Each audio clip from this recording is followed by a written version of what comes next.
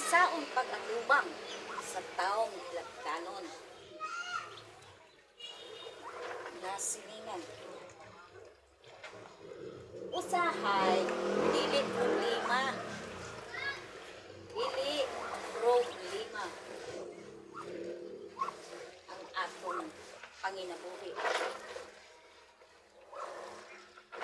Ang problema kay ang silingan. Ang silingan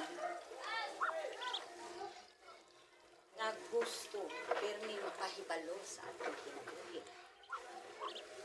Naay mga butang nga mas maayo nga dili nato makita o isulti ang tanan. Kung naay silingan, sigig pangutana. Sigig pangutana. Pastilan. Komentaryo, manghilabot sa akong desisyon. Ayaw dayon tubaga sa kasuko. Magpabilin nga kalmado. Tubaga kung kinahanglan o butangi o konsultasyon. Mauna, ang mga butang nga personal nato, ang bahin sa yuta, property, o kwarta, laruha, ang pagkakari sa imong tungod. Dili kinahanglang mag-away.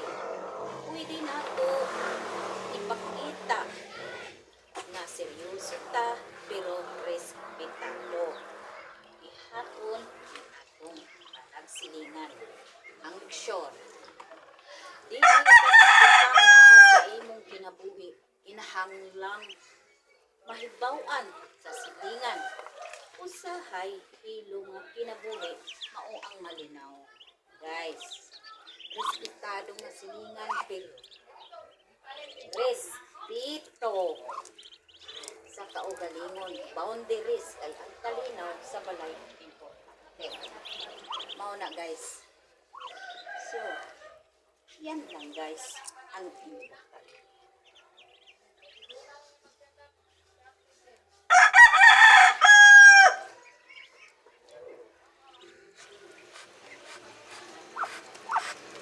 Ayan guys, yung aking patutits respetado guys sa ako guys. Sige pa nga yung pagkaon. Ayan guys, yung aking patutits as aking sinuknok sirasa. Yan guys. Yan lang ang atong dapat ibutang sa alimpatakan nga kinahanglan may limitasyon din sa atong kinabuhi.